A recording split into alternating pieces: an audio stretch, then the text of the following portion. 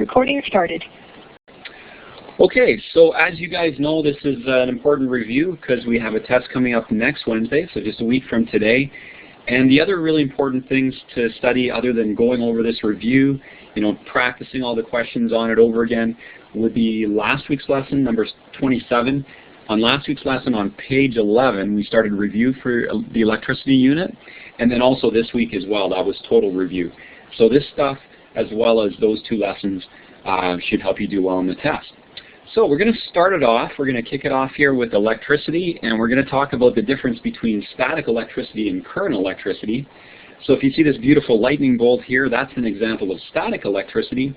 And so what's happening is lightning is moving from one place to the other. And so static electricity is always when electricity moves from one place to the other. And you might remember that what happens is, objects always want to be uncharged. They don't want to have a charge. And if they have too much charge, they want to get rid of it. So what happens is they get too many electrons, and then those electrons flow from one object to another. For instance, if you touch something and you have a lot of static electricity. Okay, so when that happens, when electricity moves from one object to the other, that's called an electrical discharge. Okay, so that's what's going on here with the lightning bolt. So I just want to ask you guys, can you think of what would happen to make an electrical discharge occur with each of the questions or situations below? So for instance, let's say you've got a carpet and a doorknob. How could you put those things together to get an electrical discharge or static electricity?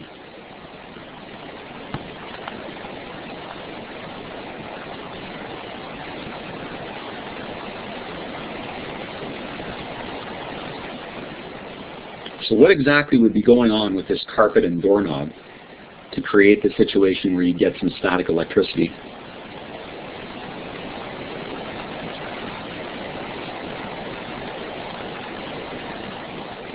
I see some people are typing there. I'll just give you a sec.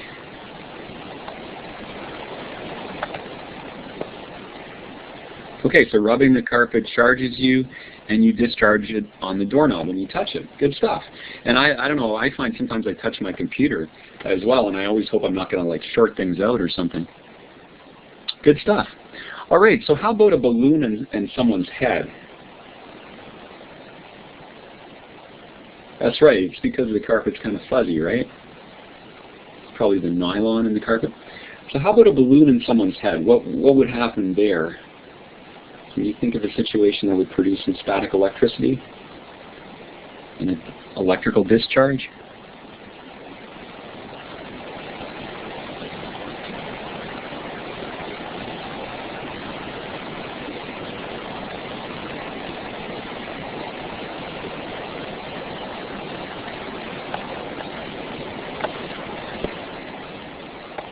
What would happen if you rubbed the balloon on your head? What do you think you could do with the balloon after that? I don't know if you guys have ever tried that before.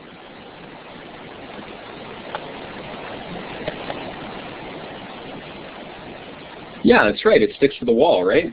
I don't know. Have you ever rubbed it so hard that the balloon actually burst? I've never seen that happen, but I've always wondered if it could. Maybe if you have really, really bad static electricity, eh? A really bad hair day? Okay, so we're going to look now at current electricity. So the difference here is rather than electricity flowing from one object to another, which we saw with static electricity, electricity is flowing around and around in an object. And the object's going to be some sort of conductor, right? So when electrons flow around and around in a conductor like a wire, we call this a circuit. So let's look at the different parts of the circuit, guys. Okay, so 4 different parts are labeled here, and I want to ask you first of all what the first part is. So this part here, where the electrons start from, in this case it's going to be a battery, right? What do we call that part of a circuit? So what do we put in blank number 1?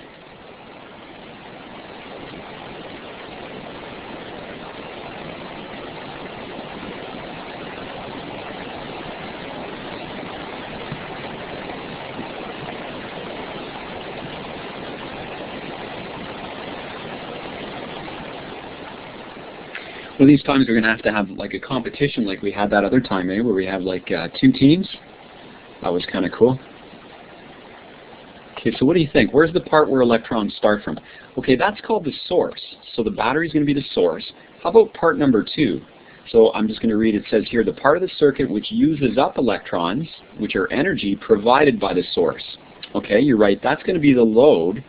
And can someone tell me what specifically this is going to be? Which type of load would this be?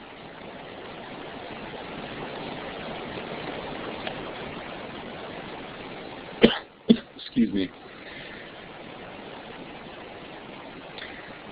Okay, this one's going to be a motor. This is a symbol for a motor. So sometimes you might see a light bulb symbol, but in this case it's a motor. All right? So that's the type of load we have here. And part 3 is the part of the circuit that conducts the current. So what are we going to call that?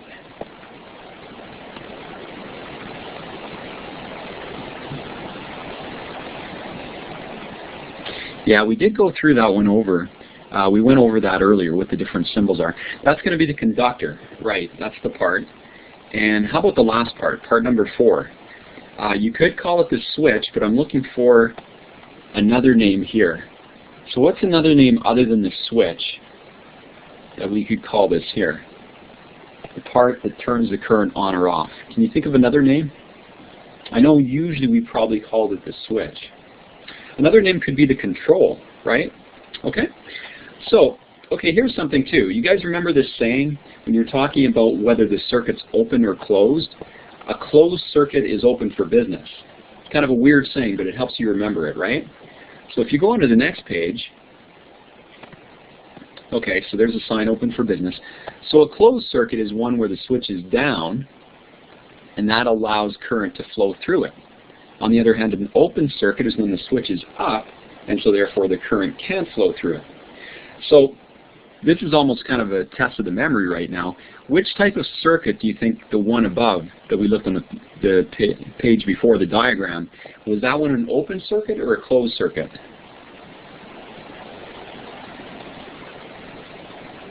Yeah, I know what you're saying, Cody. It's kind of reversed, eh? Okay, so we got a combination here. Some people say open, some people say closed. Let's have a look back at it again. So remember, a closed circuit is open for business. Oh, wrong page. Okay. So this one's going to be an open circuit, right? Because it's not open for business. You've got no electricity flowing through. Okay, so that's an open circuit. And it looks like an open door, right?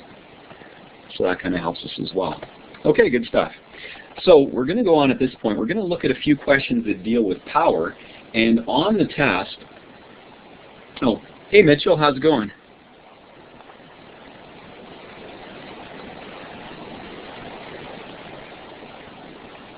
So hey, we were talking earlier about the final game, the men's hockey game, Canada versus who was it now? USA, yeah, of course. Did you watch the game? Yeah, it was pretty cool. Like, I thought Canada was really shaky earlier on, but they really came together near the end. So it was almost good that they lost some of their last games so they could come on near the end. Yeah. Okay, so right now, guys, what we're looking at is we're looking at power. And on the test, I'm going to write both of these equations here. So we're going to do some calculations, and you guys will need to figure out which of the two equations we're looking at. Okay. One of the students just let me know she can't get in for some reason. So maybe we'll just let her watch the session later on. Okay, so these are the two different formulas we're looking at. And the first one's energy divided by time. The other one's voltage times current. Okay, and I wrote here that power is always measured in watts. It's named after this guy, James Watt, of course. And I just wrote here, James who? No, James Watt. So, anyways, dumb joke, but hey, Austin, how's it going? Good stuff. So we're just looking at some formulas for power at this point, and we're just going to do a couple questions that involve them. Yeah, good to see you, Austin. I was able to see Austin at the water park. He came out. We had an awesome time at the West End Water Park. He kept racing Mr. Biblow, and I think they both won one of the races on the Sky Screamer. Okay, so here we go. Here's the two different formulas we're looking at. So here's a simple circuit above, and So the battery uses 420 joules of energy in 3 minutes. Find out how much power is used by this battery. So do you guys think we're going to use formula number 1 or number 2 to solve this one?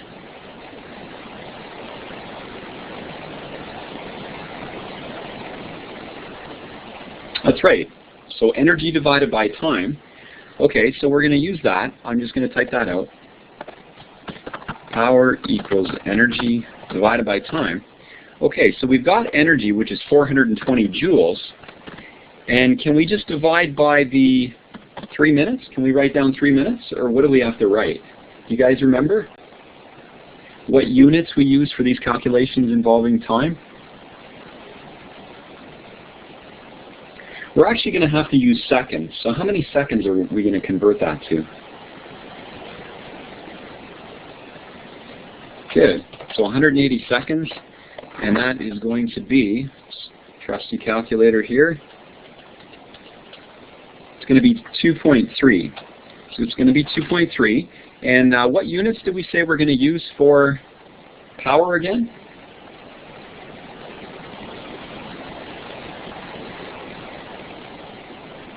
Watts. Good stuff. Okay, so that's how we're going to do that one. Let's look at the next one. Okay, so we've got a some sort of a device here that's measuring things, and this is going to be a voltmeter, and I think it can also measure amps as well, depending on what side you put it on. So it's measuring a voltage of 18 volts, and if the device is switched to measure current, it is found that 15 amps of current is running through the circuit. So what is the power of the circuit? Okay, so it looks like we're going to use equation number 2 this time. So we're going to multiply voltage times current. Okay, so we're going to say, I'm just going to say P equals V times, I is actually the symbol for current. It's not C.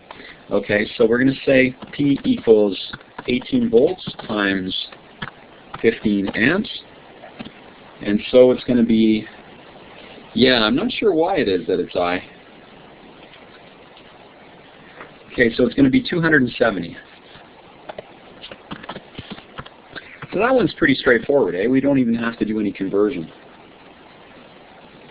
All right, so we know how to use those 2 power equations. So again, we'll probably have 2 on the test, and they'll use these 2 formulas, and those formulas will be on the test. So at this point, we're going to look at batteries, right? Batteries are cool, as long as you don't try taking them apart or exploding them or something like that, which isn't good. But other than that, they're pretty cool. And I don't know about you guys, but we go through tons of batteries. Like now that we bought the Wii for the kids, just their controller, just their remote control, we're having to recharge that all the time. And our, what do you call it, digital cameras. I don't know about you guys, what things in your house use the most batteries. But the 2 parts that make up a battery are the electrodes and the electrolyte. Yeah, the iPod, that'd be a good one, eh? Listen to a lot of music. So, okay, so we have electrodes in the battery, and those are 2 metals. The important thing to remember is they have to be 2 different kinds of metals, right? One of the metals wants to give up electrons, and the other wants to gain electrons. So that's a good situation. They're both happy, right? The other thing we have in a battery is the electrolyte. It's usually a liquid, but it's not always. It can be a paste, and it's some sort of a paste that conducts electricity really well. So something like an acid. Why does an acid conduct electricity? Because it's an electrical, it's got a charge on it, right? It's got ions on it. And so that's why it conducts electricity from the one electrode to the other electrode. Okay, so those are the main parts of a battery. And we're just going to look at a battery in just a sec here. So this is kind of a battery. It has the anode and the cathode. We're not going to worry about those right now, but one of them is just a name for the positively charged electrode. The other is the negatively charged. Okay, and so we're just seeing here that it's powering a load. All right, so that's your battery. Now here's a question for you guys. So let's say Jim wanted to make a battery out of 2 pieces of copper as the electrodes and water as the electrolyte. Can you guys think of 2 problems with that design that he's chosen to make for this battery?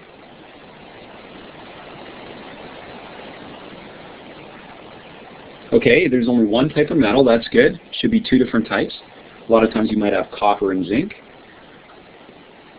And what's the other problem?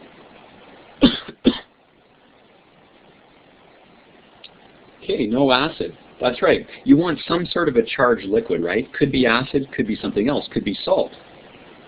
Because salt water, you guys might remember we talked in one of the lessons about the fact that if you have a lie detector test, the way it works is because your skin produces sweat, and it's that salt water that's in the sweat that conducts the electricity, and that's how the lie detector can tell what's going on, right? Okay, so next question, list the parts that could be used to make up a fruit battery. So state which are the electrodes and which is the electrolyte in a fruit battery. You sweat a lot, eh, Austin? Too much info there. That's all right. Okay, so the lemon is the electrolyte, or I guess you could say specifically the lemon juice, right? And how about the electrodes? I guess that depends, right? Depends what you put in it. So for instance, okay, good, a penny, that would be copper and zinc. Good stuff, piece of zinc. Right on. You guys know this stuff. Okay, here I've got a picture. We're going to talk about efficiency. So efficiency measures how well a system converts input energy into output energy. You guys have probably seen these smart cars before. I don't know if I'd actually want to own one, but they're kind of neat in that they are incredibly cheap on electricity. And what's actually cool is that you could actually park it this way. So park it perpendicular, and I think you could probably get away with that. I mean, it doesn't look like it's sticking out too much, right? So yeah, I might be scared to drive one too. I know what you mean. I really don't know how they are with their accident, you know, like what the research says or whatever on their accidents. Yeah, Mr. Smart. Yeah, it actually stands for something. If you want to know, just in case, SMART stands for what is it now? Small something, reliable transportation. The S stands for small, the R is reliable, and T is transportation. I can't remember what the M and the A are, but it actually stands for something. So, okay, so when you have these things, the good thing about them is for each liter of gas you put into it, you get out a lot more mechanical energy, right? Mechanical energy is another word for moving energy, or sometimes we might call it kinetic energy.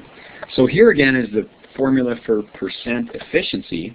It's the output energy divided by the input energy times 100%.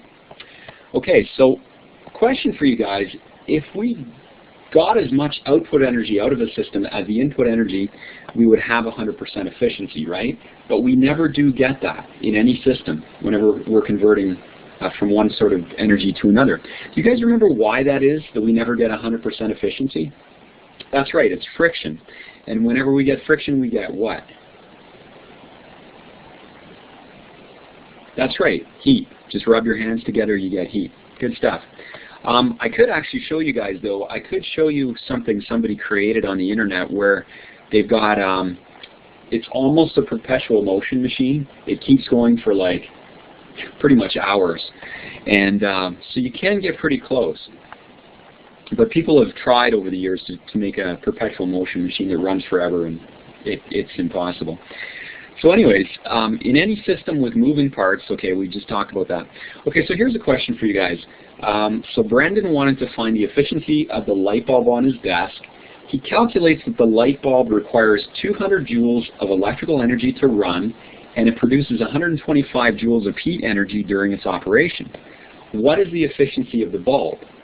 Okay, so guys, what are we going to use for output energy, and what are we going to use for input energy? So I'm just going to write the formula again. So it's output energy divided by input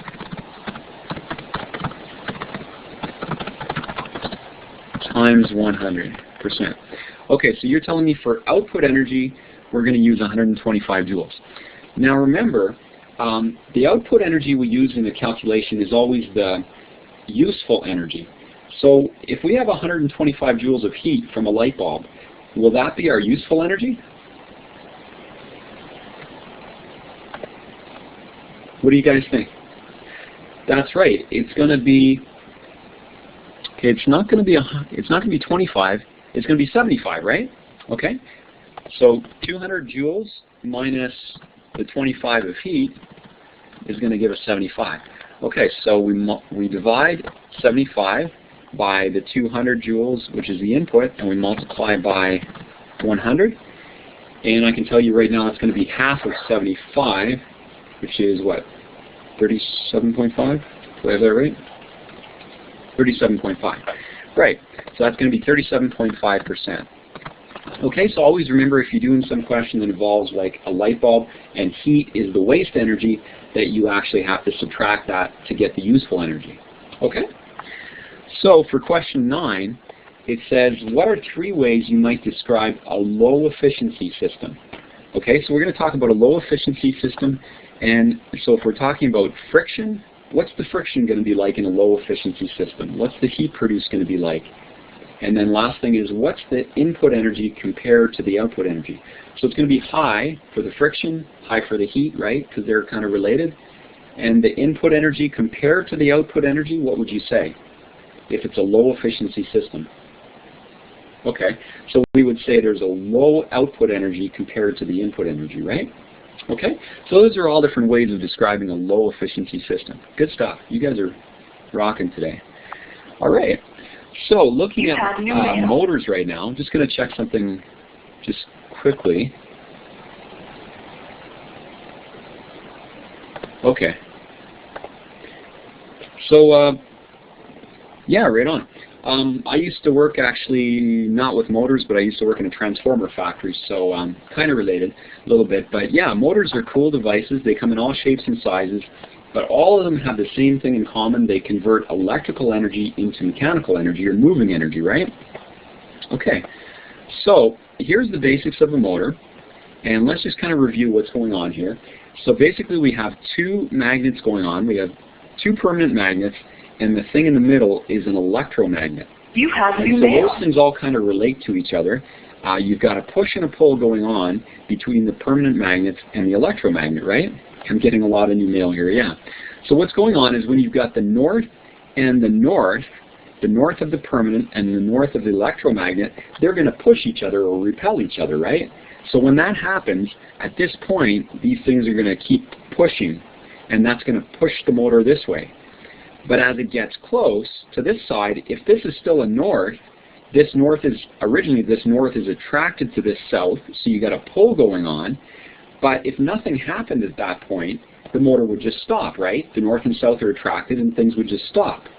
But the good thing is that you've got this switching mechanism going on that keeps changing the current. So because it keeps changing the current, this, which was originally a north, becomes a south. So now when it comes here, instead of being attracted and stopping, or instead of, originally it was going to be attracted, it's going to repel as well. So the motor keeps going and going. Okay? So what happens then is the brushes and the commutator halves, this whole thing is called the commutator, and so because it's divided in half, it's called the commutator halves. Hey Maddie, how's it going? Looks like you're able to get online, that's great. So we're just going over motors right now, and oh, we lost Maddie. Hopefully she can get back on again. So yeah, so what happens is when this brush is pushing against this commutator half, which is turning around and around, right? When it makes contact, it causes one sort of pole to be set up, right, in the wire. But then when it goes over this gap and goes into the second half, then it switches the mechanism, and at that point the poles reverse. Okay? So remember that this whole part here is called the armature. The part of the motor that spins is called the armature. And normally, I didn't actually draw it, but normally you would have a coil that goes around this part here. And a coil is necessary because you only get an electromagnet if you've got a coil of wire, right? If you just have a little bit of wire, you won't really get much of an electromagnet. But because you wind it around and around and around, that's why you get a powerful electromagnet. Okay? So, moving on to the next page, Can you guys remember what the name of the part of the motor that spins is?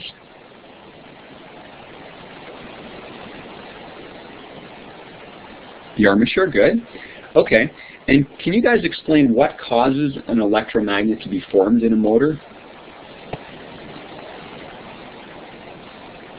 How do we get an electromagnet out of it? What exactly is going on that produces that? It has something to do with the coil and electricity.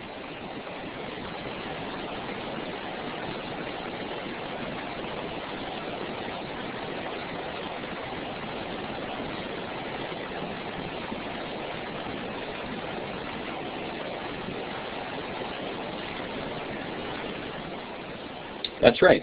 An electric current makes a magnetic field, especially if you've got a lot of it going through a coil, right?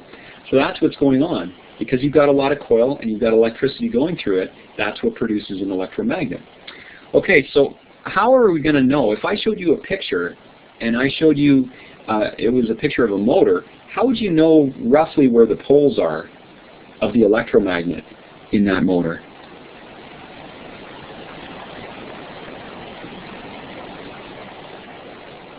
Okay, in the middle, well, it's going to be where the coil is, right? Because wherever the coil is, that's going to form the electromagnet. Okay, so now we're going to talk about generators, and you guys might remember that they do the opposite thing from a motor, right? Okay, so a motor changes electricity or electrical energy into mechanical energy, or you could say motion. A generator does the opposite. It takes mechanical energy or motion and uses it to produce electrical energy. So here's an example of a generator. This is kind of like the inside of a generator.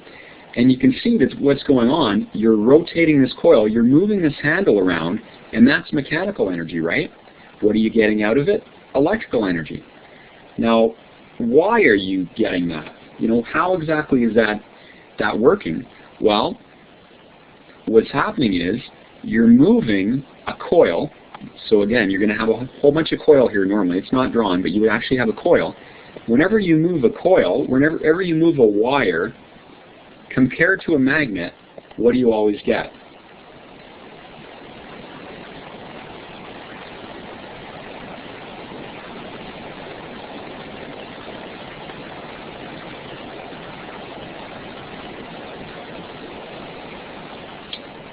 That's right. Okay, so that's how it works. We're moving this magnet, or we've got a magnet here, and we're moving it compared to this wire, or a coil of wire, and that's why we get electricity. Okay? So it doesn't matter if you're moving the magnet compared to the coil, or the coil compared to the magnet, you're going to get electricity out of it. Alright, so can you explain what two things, again, we just talked about them, but what two things have to move compared to one another to make a generator work? A coil compared to a magnet. Good stuff. Alright. Now, have you guys been to Niagara Falls before?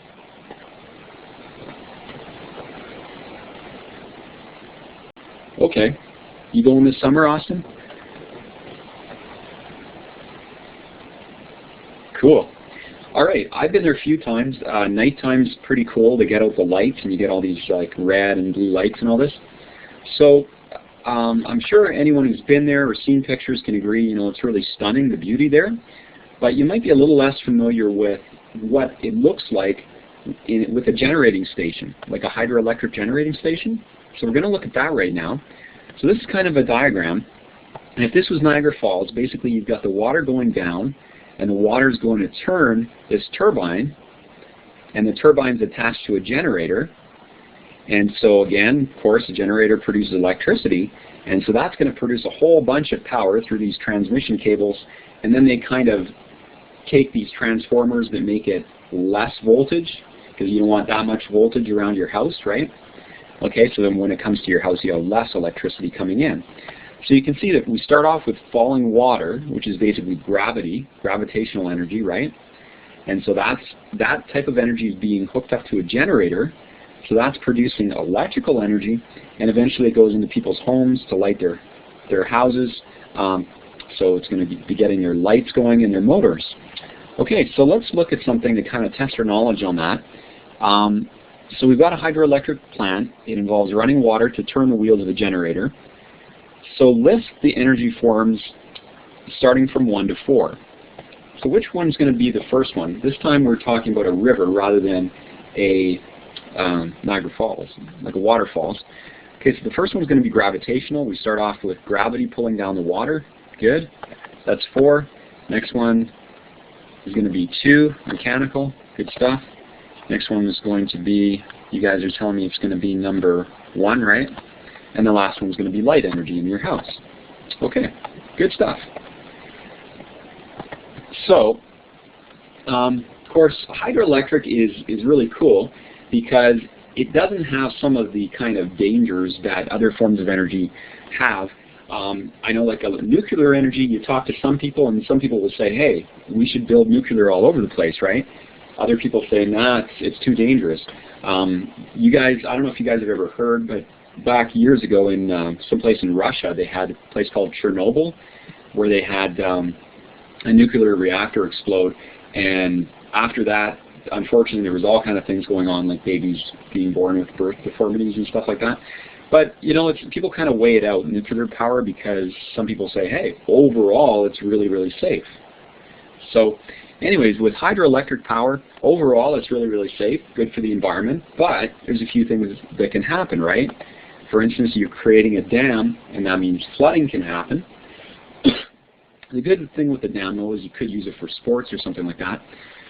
But when you produce a dam, you're going to have a loss of habitat, right? Like whatever creatures were living in the area might be flooded out, so those plants and animals have to leave the area. And the other thing is that hydroelectric projects can be expensive to build. So just testing your knowledge, guys, we talked about batteries earlier. What kind of energy is changed into another energy with a battery, okay? Austin says, is chemical energy being changed into electrical? Good. And how about with the next question? If you have a battery-powered drill, you're going to change it from what? First of all, you're going to take what to what? Well, it's going to be the same thing, right? It's a battery-powered drill, so again, it's chemical to electrical, and then it's going to be mechanical because you've got the drill spinning around. Good stuff. All right. We're just going to look quickly. Now, this here says conductors, insulators, resistors, and a bright idea. Okay, well, what's that talking about, a bright idea? Let's find out. Okay, so first of all, we're talking conductors, and so as their name suggests, they're great at conducting electricity through them, right? So a copper wire is a really good example of that. At the other end of a conductor, so the opposite from a conductor is an insulator, they don't let electricity pass through them at all. So if you're talking about something like a styrofoam cup, you're not going to get any electricity going through that at all, right? Okay, so those two are kind of opposites, but then in between, you get resistors. So they slow down electricity. They don't actually prevent it entirely, right? And the reason they do, one of the reasons is that if you get a wire that's really thin, that's going to be a resistor, right? So you just think about, you guys might remember this from the lesson, you think about you and a bunch of buddies are trying to get through a door that's going into a mall. It's going to be tough, right? Everybody's going to be bumping. There's going to be a lot of friction going on. That's the same sort of a deal if electricity is trying to get through a thin wire. Okay, so I said you did that once at school, eh? Were there any casualties?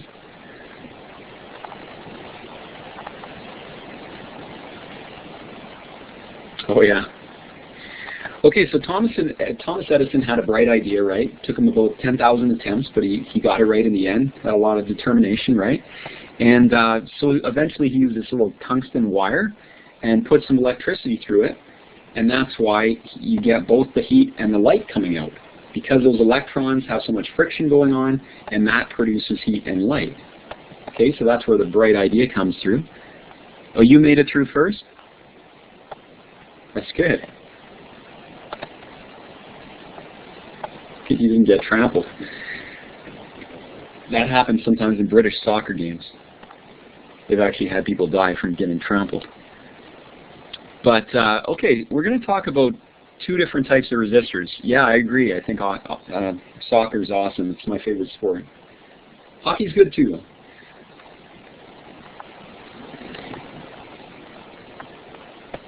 Okay, so there's two different kind of resistors, guys, right? There's your basic resistor, and it resists just a certain amount all the time.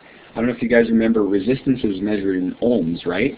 So if you had a resistor, it would, you know, a basic resistor would just give you a resistance of, say, 20 ohms or something like that, okay?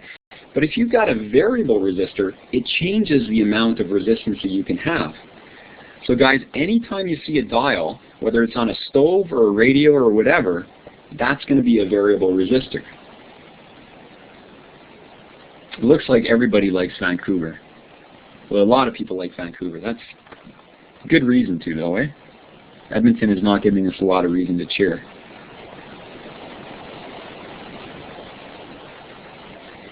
Okay, so a variable resistor is always going to be on a dial, right?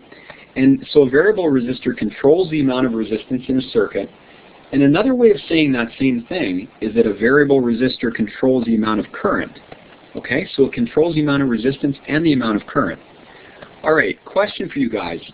Which one of these two diagrams is a variable resistor? Is it this one or this one?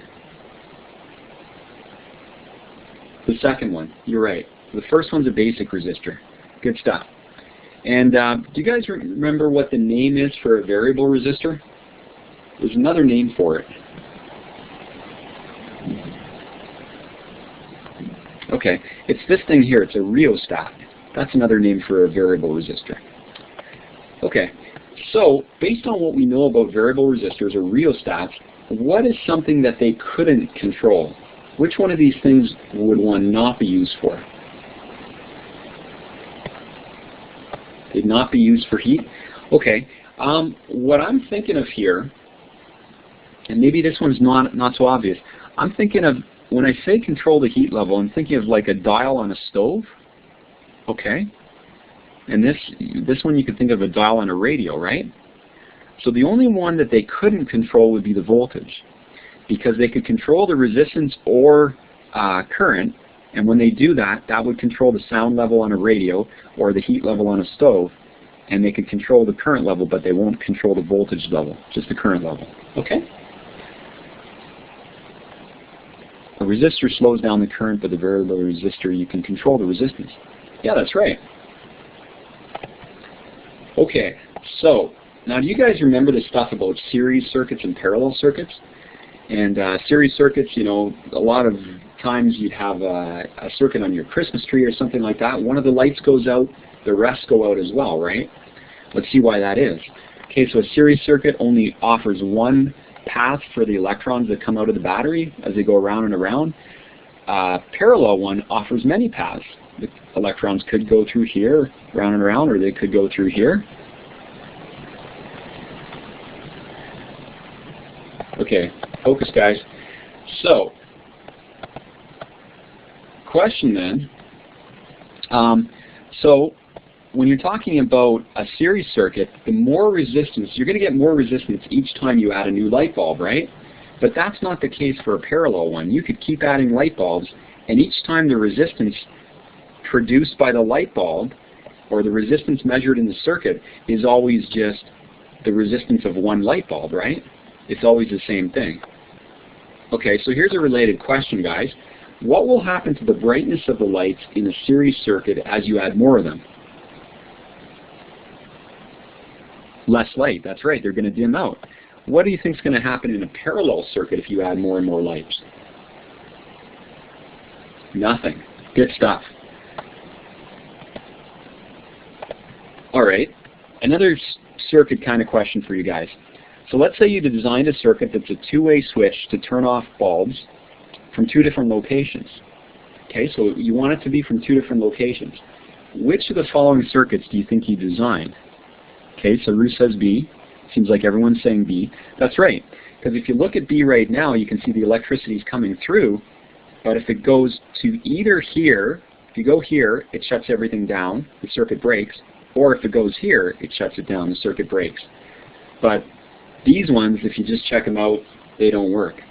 They don't turn things on, or they don't turn things off. One of the situations is a problem. Okay, another question for you guys. Yeah, C looks kind of weird, eh? Alright, so which one of these switches here do you think could control only light number 1? Yeah, that's right. It could be A or B.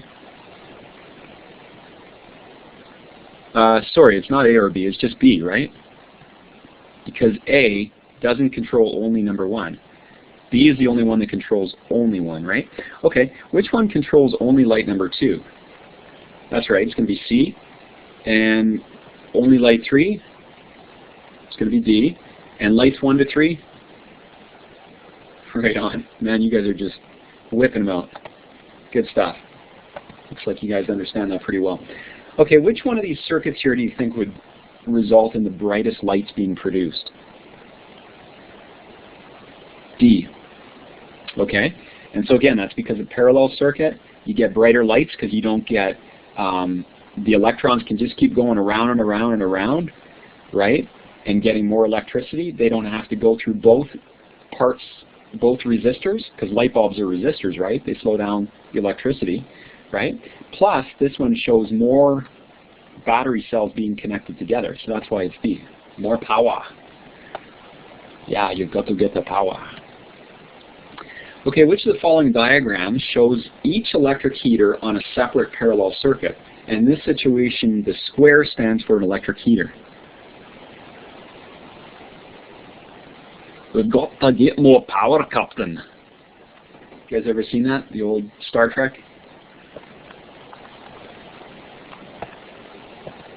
No? Ah. Captain Kirk. Sorry, I like doing Scottish accents.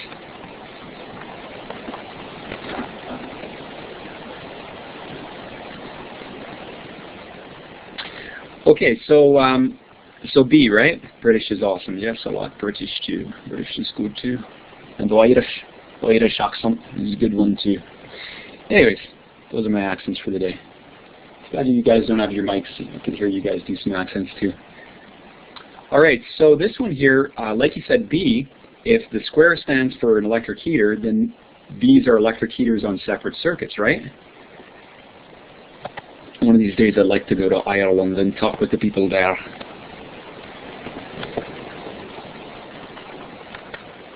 Okay, this one's kind of like some of the other ones we did before. So I don't even think I'm going to go over this one because it's so similar to the other question.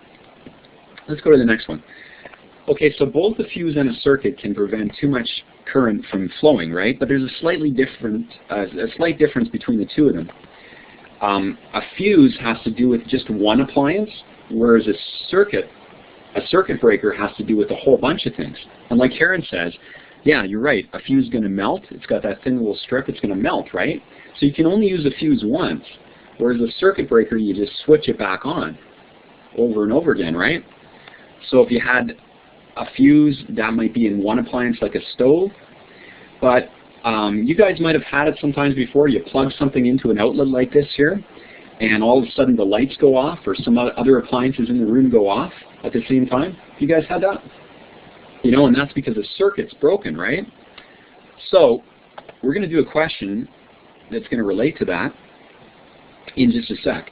But first of all, okay, so what will we put in here? What prevents too much current from flowing in a circuit by melting? Okay, good, fuse. And what can prevent a circuit from overloading can be used over and over again? Circuit breaker, good. Okay, how about this? Let's say we have a circuit and it can take 40 amps. Okay, so when you look at the fuse or the circuit breaker, it says it uses 40 amps. It can take up that much current going through it. And let's say so far you've got 32 amps. And then you plugged a bunch of devices in and you plug in one more. How much will actually cause it to melt? Okay, it's actually going to be one more than 40. So it's going to be 9. It can take 40, but if you add one more, then it's going to be causing a problem. Okay? So 9 or more. All right, good stuff.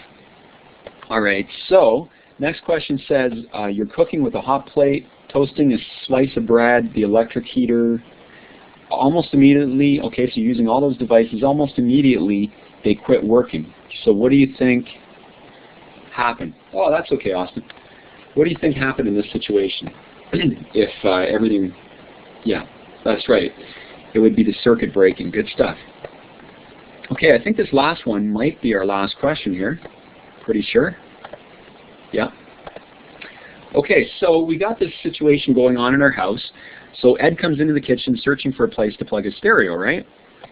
And he finds this outlet, right? So here he is in the kitchen. He finds the outlet, plug it in. But since he had a really big boom box, right, it drew a lot of power off the circuit, and as a result, the circuit breaker tripped off. So when the circuit breaker was tripped, what other two devices do you think went off at the same time as the stereo? The clock, good. And what else? The kettle. Good stuff. All right. Teapot, kettle. Great. Well, you guys did really well on this. Seems like you guys are knowing this stuff well. So I just want to encourage you, though, to keep practicing this stuff, okay? So I'll send out the file and keep practicing it again on the file till you can know it really, really well. You have new mail. More questions. Well, I think between these questions here and the one on this week's assignment, 28 and 27, I think you guys will have plenty. And I have a feeling Cody's joking there. Yeah, that's what I thought.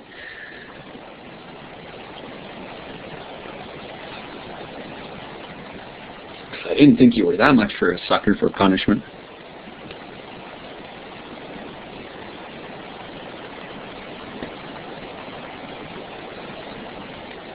Just joking, of course.